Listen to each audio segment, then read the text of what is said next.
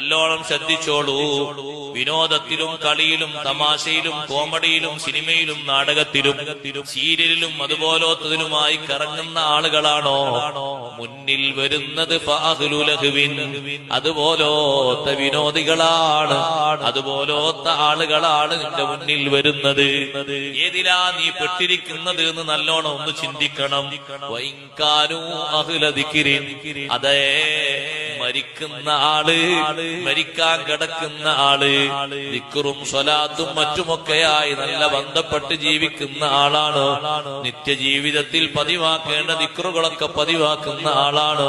എന്നാൽ മുന്നിൽ വന്നിരിക്കുന്നവരോ ഫഅഹ്ലുൽ ദിക്ർ, നല്ല നല്ല മഹാന്മാരാണ്, സന്തോഷത്തോടെ ദിക്ർ ചൊല്ലാൻ പറ്റുന്നവരാണ്. അവരെ കാണുമ്പോഴേക്ക് മരിക്കാൻ കിടക്കുന്ന ആൾക്ക് വലിയ സന്തോഷം തോന്നുകയാണ്.